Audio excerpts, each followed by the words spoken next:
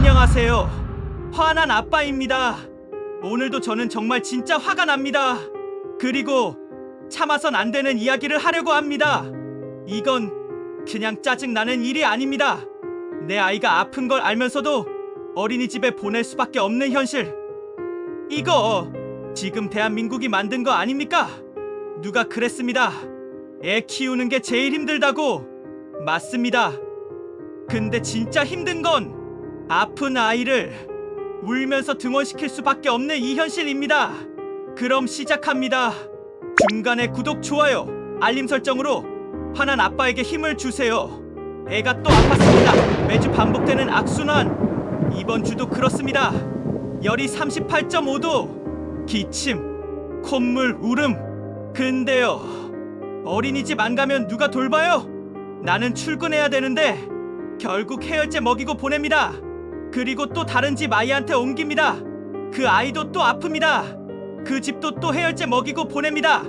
이러다 한 반이 다 감염돼요. 그리고 나중에 똑같은 패턴이 반복되죠. 어린이집 가면 왜 그렇게 아픈가요? 정확한 이유 알고 계십니까? 어린이 면역 체계는 아직 완성되지 않았습니다. 생후 6개월 6세까지는 감염에 취약합니다. 20명 30명이 같은 방에서 생활하고 감기 하나 돌면 다 돌죠. 손 씻기, 마스크 현실적으로 잘 안 됩니다. 2~3살 아이한테 마스크 제대로 씌운 적 있으세요? 교사 1인당 아동수 만 1세반은 보육교사 1인당 3명, 만 2세는 5명씩. 도저히 1대1 방역관리가 어렵습니다. 그래도 보내야 합니다. 맞벌이 가정의 현실.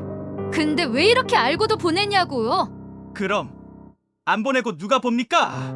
2024년 대한민국 맞벌이 가정 비율 52.5%, 여성 경제활동 참가율은 63%, 한 달 육아휴직 쓰는 것도 눈치 보고, 재택근무? 말도 안 되죠. 가계소득 중 맞벌이의 비중 67%, 둘 중 하나라도 쉬면 생계가 흔들립니다. 아이 아프면 연차 쓰면 되잖아? 웃기지 마세요. 연차 쓸 수 있는 회사가 얼마나 됩니까?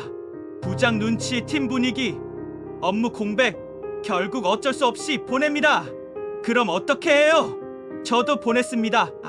해열제 먹이고 체온 낮추고. 선생님, 오늘은 좀 멀쩡하네요 라고 했습니다. 근데요, 그렇게 아픈 줄 알면서도 보낸 건 결국 다른 아이한테 병을 옮긴 겁니다. 그 아이도 집에 와서 열이 나고 그 부모도 또 다음날 울며 보냅니다. 악순환의 공범, 그게 우리입니다.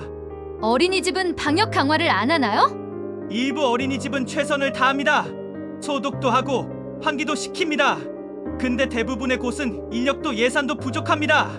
보건소나 교육청에서 방역 지원 나온다지만 형식적인 경우도 많고, 실제 어린이집은 방역 강화를 할 여유가 없습니다. 공기청정기 고장 나도 예산 문제로 못 바꿔요. 방역비 지원? 1년에 몇십만 수준. 그걸로 뭐가 됩니까? 그렇다면 누가 문제인가요? 정부는 아이를 많이 낳으라고 합니다. 근데 애 낳고 키우는 구조는 안 바뀝니다. 2023년 출산율 0.72명, OECD 최저. 그런데도 육아휴직 쓰면 눈치 보고, 보육시설은 자리가 없고, 돌봄 인프라는 수도권 집중. 이건 그냥 가족 책임으로 떠넘긴 겁니다. 우리나라처럼 양육비 부담이 전체 가계소득의 30% 이상인 나라도 드뭅니다. 회사는 문제 없나요? 그래도 복지가 있던데? 회사는 말합니다.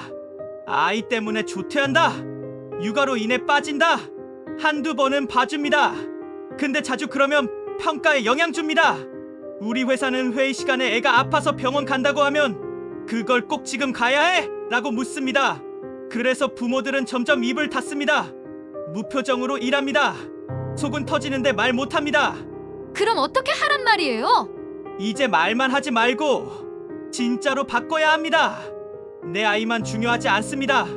아픈 아이를 보내면 모두가 피해를 봅니다. 책임지는 육아, 공동체를 지키는 육아, 당연한 게 아니라 최소한 미안해해야 하는 겁니다. 그리고 국가가 직접 방역 인력을 지원해야 합니다. 전기 소독, 공기질 측정, 격리 시스템 등등. 그리고 회사도 완전히 제도 개선해야 합니다. 육아로 인한 결근이 불이익이 되지 않도록 법적 가이드라인을 만들어야 합니다. 사회 시스템 구축이 시급합니다.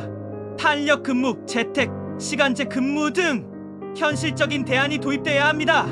마지막으로 말하지 않으면 아무것도 바뀌지 않는다. 이제는 말해야 합니다.